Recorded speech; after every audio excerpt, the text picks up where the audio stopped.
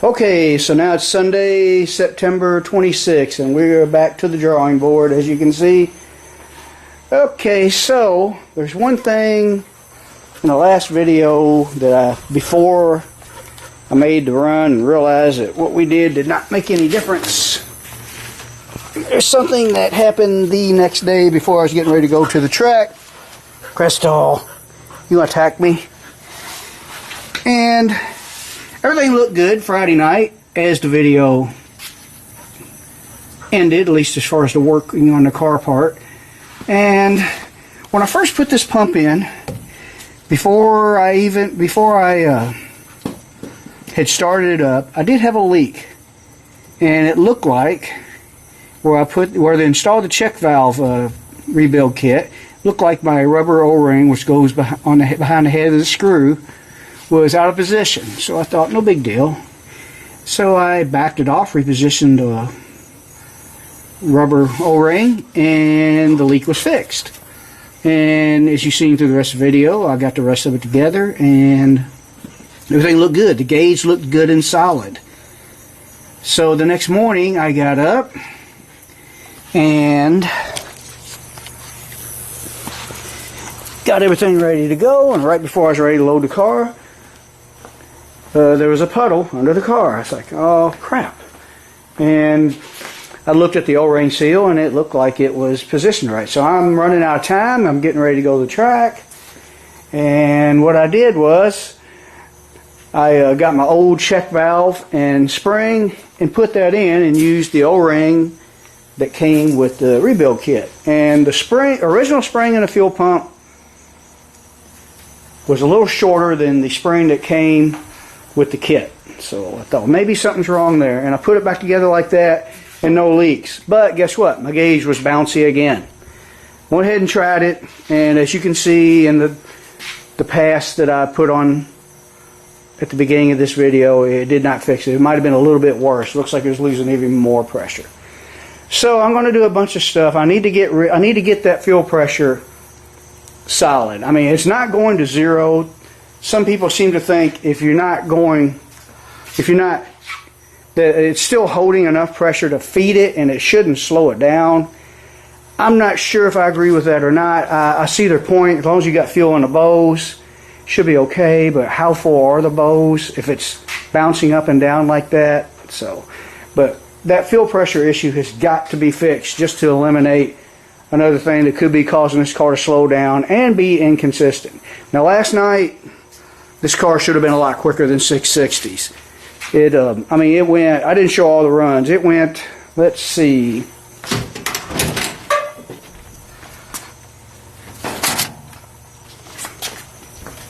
Car was all over the place. And the air was 10 times better than the week before. I mean, it got cold last night. This is the last run of the night. See, I did 3 time runs, and I ran it in the first round. Got treed pretty bad. The guy had a double 8 to my old 30, which isn't too awful bad, but I ran off as expected. And I did not buy back. You can buy back in after the first round. The way the car was doing, I seen that as a waste of time. I was frustrated too. So, right out of the trailer, like I said, the air wasn't bad. It was around 80 something degrees. The air was good, so it should have been quicker. That is not the first pass. First pass, 665. I was like, wow, that's slow for good air. Second pass, ran a whole tenth quicker. Third, it went 655. As you can see, there's no signs of it losing everything in 60 foot or just in mile per hour. It seems to be even across the board. You got 145, 60 foot, which is still terrible for this car. And your 594 foot, 622. And you look over here, 612, exactly a tenth here. About 2 hundredths better in 60 foot. 103 mile per hour, 104. Then the last time trial of the day, it went a 658. 104. That's pretty close to the last on the mile per hour. A little bit slower in 60 foot. 615 compared to a 612. Then here, I actually lifted thinking I had the guy covered, but I don't believe I did because he got there first. You can see his deadly reaction time to my okay reaction time. But the car's all over the place. I mean, to jump a tenth of a second from one pass to another, something is changing a lot between runs. Something isn't happening consistently, and we just got to find out what it is, and we got to get that fuel pressure steady just to eliminate the thought of that causing it, and it very well could be. I hope it is. So, since I don't trust that pump no more, and I also don't trust the regulator no more because they don't make that model, and if you remember, when I put the diaphragm in, I followed the instruction. They were saying if you use the shim, this diaphragm should work. Well, I just don't trust the regulator no more, so I'm going to buy a new pump and regulator. I'm going to go back to the pump I used to own. This, I had one of these in the 64 Fairlane. Now, the one that used to be in the 64 Fairlane is in the Torino now, because this one, which was on the Torino while going to the Street Rod Nationals one year, failed on me. So I swapped them out just to get it running for the Street Rod Nationals. And this car ended up getting a cheaper but usually reliable Holly Blue, and they're also noisy, which is why I prefer them for the Torino, but I don't really have a reason to care how quiet the pump is on this car because it's loud anyway. But I want to go back to the setup I had and used to never have any problems with.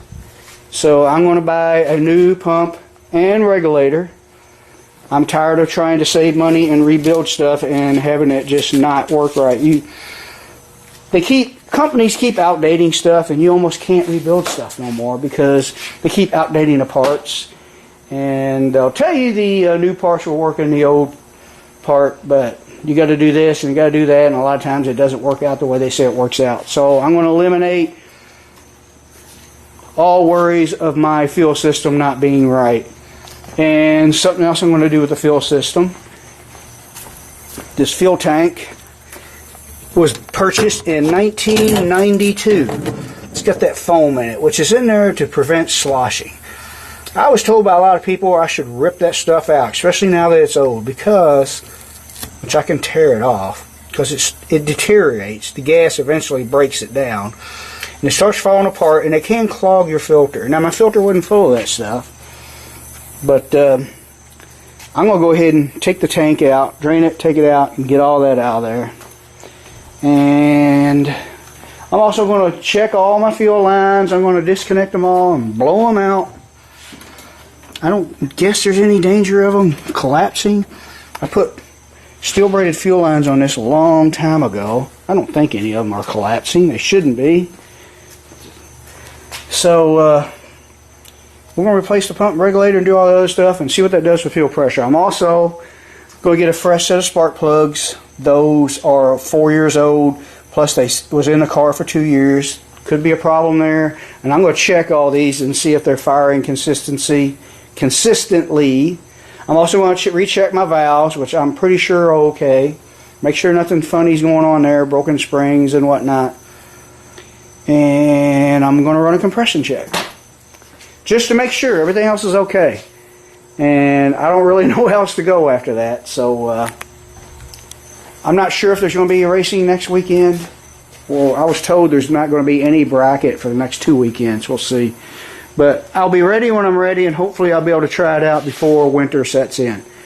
So we're going to do that, and we're going to see how it works out. So one thought that was on my mind is we sure don't have a gravity feed situation or issue. I just undid the line from the outlet side of the filter, and as you can see, it's coming out with no problems. And yes, I do have a flare cap handy if this bucket doesn't hold it all, and it's a clean bucket. Can't waste that expensive race fuel. But I know there's all kinds of theories on where your filter and your pump should be positioned. These pumps are not supposed to be, they are supposed to be pushers, not pullers, but I have use them in situations where if you pump something out of a barrel or bucket, they are pullers. So anyway, even with the pump off, we still have a good gravity fed system, even though theoretically you shouldn't have your line above your outlet. And since I got this tied to the frame because I don't want it hanging loose, it is above, but still, and this is with the car jacked up, so no issues there.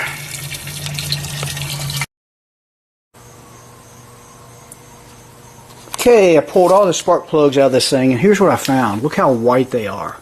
Now, these are cylinders 1 through 4. Now, the two that don't look quite as white as those others, I rubbed it off with my finger, and as you can see, that's all it takes. But looks like an extremely lean condition, which I think could be caused by fluctuating fuel pressure. Now, this one right here was still wet with fuel, and I'm believing, and it's not as white, so I'm believing that when I shut it off, fuel was in the cylinder, but it had not fired before I shut it off. The rest of these are white and powdery. And something else I noticed, I remember these used to burn brown. I remember always checking my plugs. Now I pulled this plug out of my toolbox. It's one I'd replace because I usually replace them. When I was racing a lot and I was keeping up with my maintenance, I'd replace my plugs every year. And I always kept my spares. But I'm looking, see that 9 there? These are NGK plugs. That 9 is a heat rating. The higher the number, the colder the plug. I just looked that up. These guys are 7s. So that is 2 sizes hotter than what I had been running. Don't know why I did that. Maybe I was hoping that a hotter plug would give me a little more ET. I don't know. I can't remember exactly when I bought these plugs. I think I bought them in 2016. I'm not sure.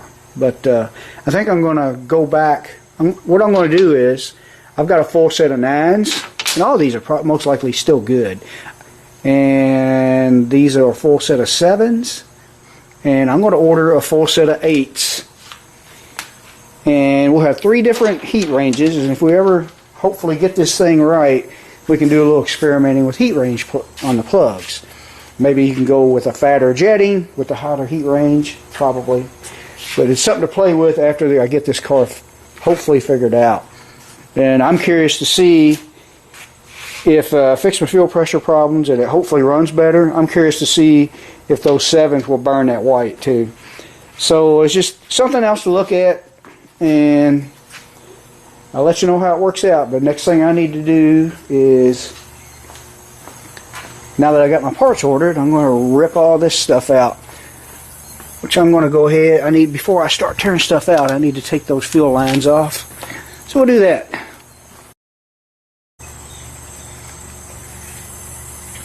Okay, so I have unhooked all my fuel lines from the bottom of the tank, disconnected my vent and my return line, because when I start tearing this stuff out, I don't want any chance of it, or any crumbs getting in those lines. But I'm leaving it bolted in the car until I get the biggest part of it torn out. Figured they'd give me some leverage. It looks like if I take this ring off, I have more room to get my hand in there, I hope. So let me do that first.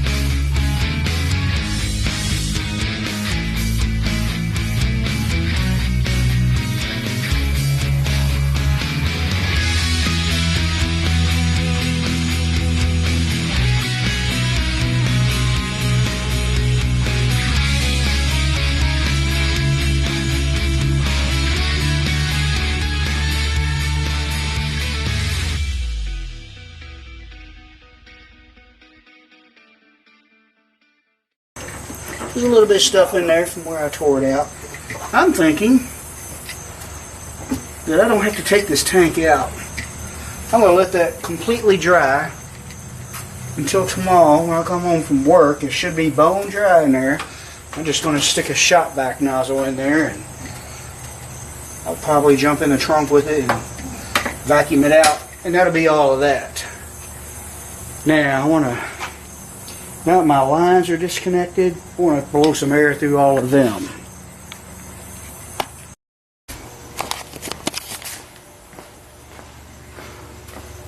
Okay, the first line I'm going to blow out, I got this disconnected. This is the feed line from the pump. Goes all the way to the back of the car. And we'll blow it out. We know these are clean, no need to blow that out. I had them off when I redid the carburetor and everything. And we'll blow some air through it and see.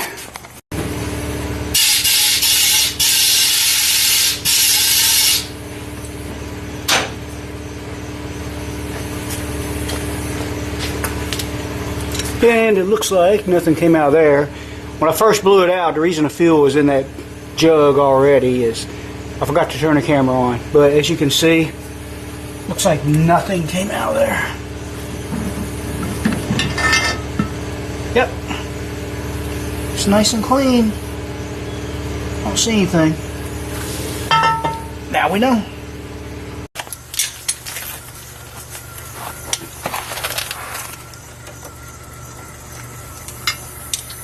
One feed line. Oh. On again.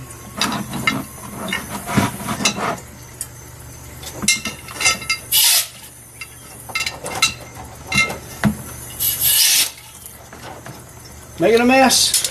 That one's clear. Seems to be. I could just take these off and blow them out into the driveway. And here's the other one.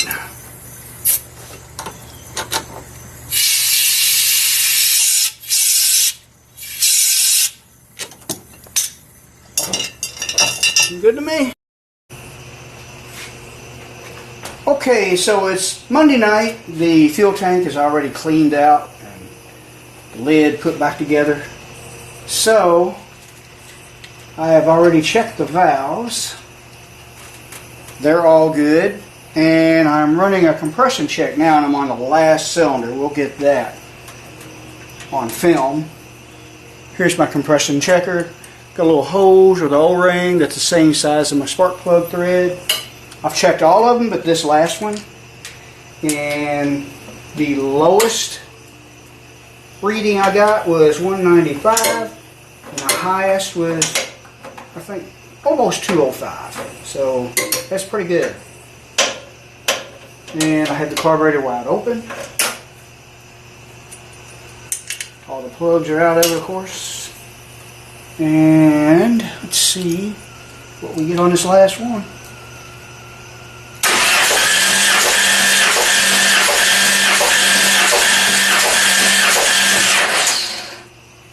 On that one I'm getting 190.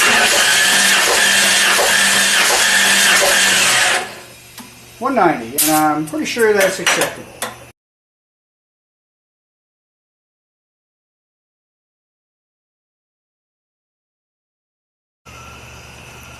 Okay, one more thing I'm going to have to fix, and I don't think I'm going to have to, there's going to be any racing for my class for bracket racing at the local track, so I'm going to have a little time to fix all this stuff. But see this flap right here? When this carburetor is wide open, that flap goes on that stop. And it sticks if you don't have this hooked up and the return spring. But watch what happens. I'm going to hook up my throttle cable. And I step on it and push it as far as I can with my foot.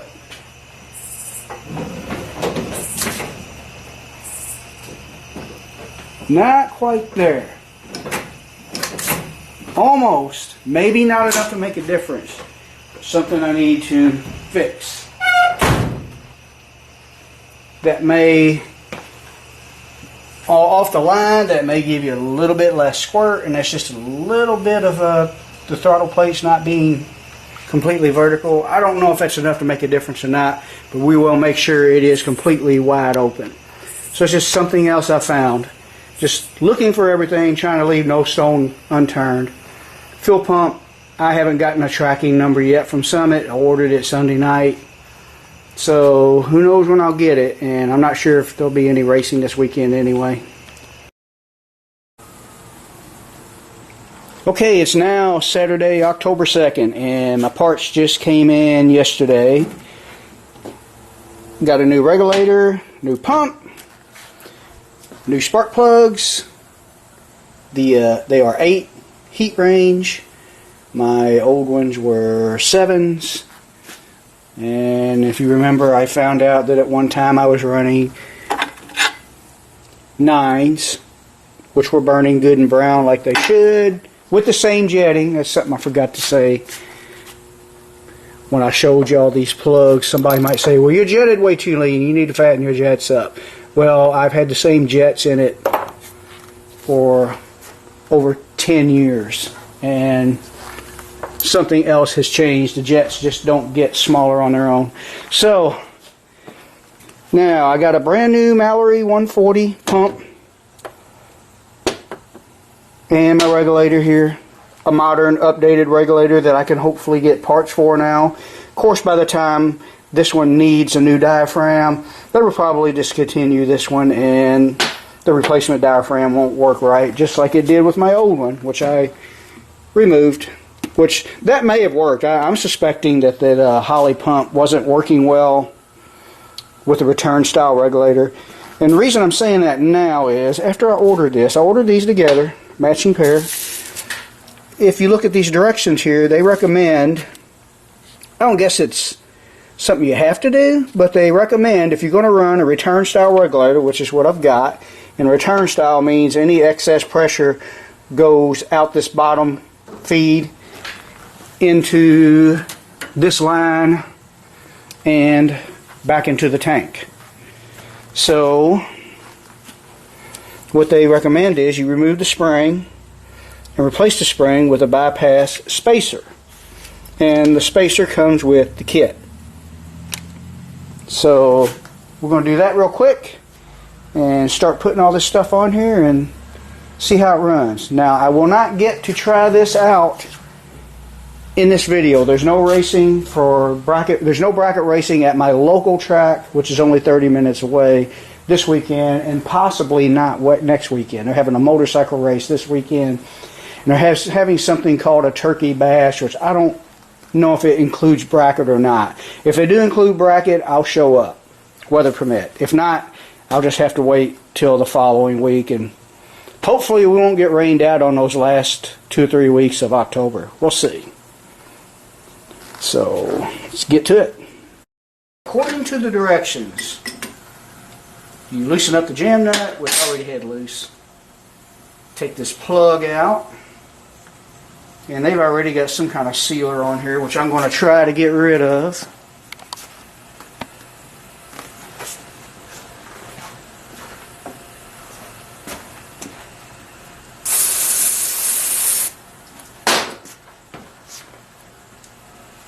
I don't even know if it was a gas-resistant sealer. It smells like blue Permatex. It's clear. It might be some good stuff. Who knows?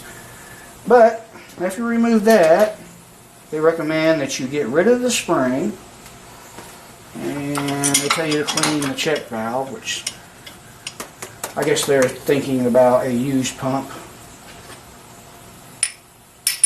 Oh no, he's hitting this new pump. We'll go ahead and check it. It's already got, for some reason, the directions tell you to put a rubber pad inside of this. It's already got one right there. So, yeah, we'll go ahead and put my finger over that so that pad won't fall off. We'll do that. And I'm going to just stick that back in there. And we're going to stick our little spacer in here. Just drop it in. And I'm going to put a little thread sealer of my own preference on this thing. On this plug, I guess you just bottom it out when you, because it's got an adjustment. I'm going to try not to get that stuff too far up inside of there. I don't think it will. And we're just going to do it like that.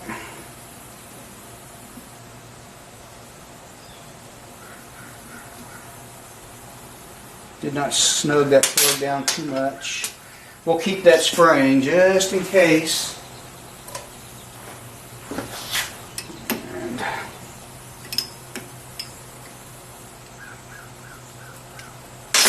the stuff here works pretty good. I've always liked it. Just some Permatex high-tack gasket sealer. It always seems to be resistant to fuel. It's worked good on my fittings. So I need to get my old fittings out of my old Holly Blue pump. Stick them in here, and we'll bolt that sucker on there.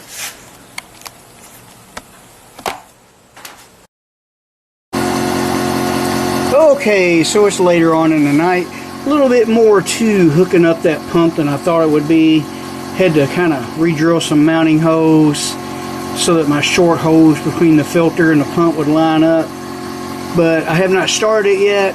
I just now put a couple gallons of fuel in the tank and turned on the pump. And here's what I like about this pump and regulator combo, which is what I used to have on this car until I stole the pump off of this to put on the Torino and put that Holly Blue on. So I put all this on, no leaks, which we can thank that for the Permatex high-tack sealant that I told you I like to use. And it is gasoline resistant. No leaks up here. Actually, well, I may have a little one right here that I'm going to have to do something about. Okay, so it's going to make a liar out of me there, but that is the, I have one little tiny leak right here. Looks like it's my fuel pressure gauge fitting, but we can, that's not that big of a deal. So, okay, I got one tiny little leak. I'm not perfect, but thought it was going to be perfect. But as soon as I started the pump, have not started the car yet, look at the fuel pressure gauge.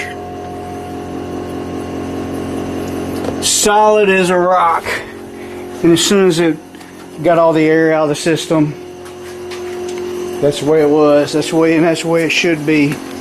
So at least we'll know, even if we don't fix our problems, we'll know. And I feel fuel coming out of the return line, which is this right here. So I'm going to put my spark plugs in it, figure out where this tiny little leak here is coming from, and we'll be able to start it up.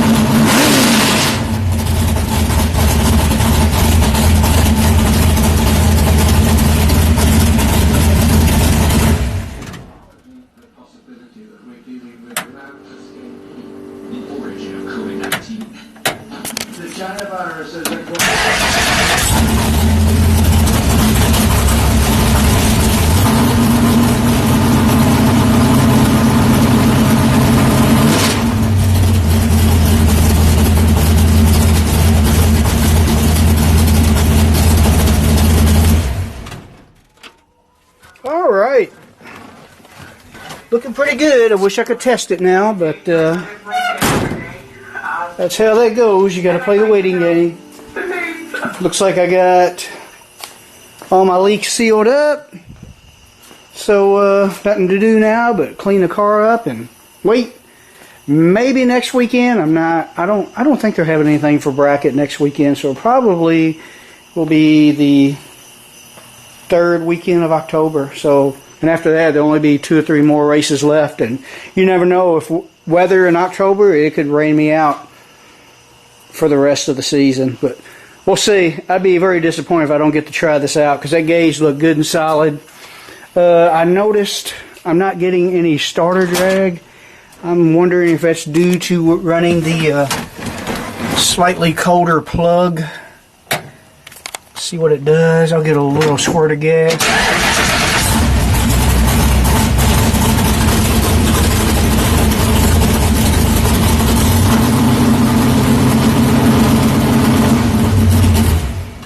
The slight movement you see in the gauge, it's not a fluid-filled gauge. The only way to get away from any movement at all is a fluid-filled gauge or maybe an electronic.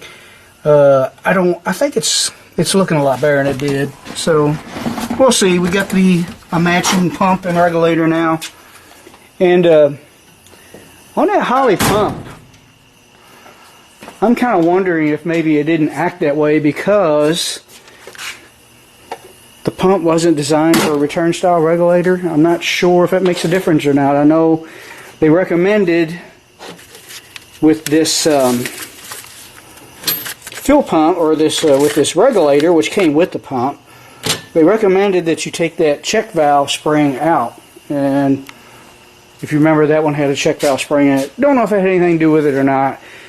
If everything works good, it's probably an experiment I will never go to the trouble of finding out. But I guess I'll end this video here, and hopefully the next video on this car will be at the track. And let's just hope I get it doing what I want it to do, and hopefully we'll be able to start fresh next year with a car that is doing good, and then I can work on my driving instead of worrying about the car. Thanks for watching.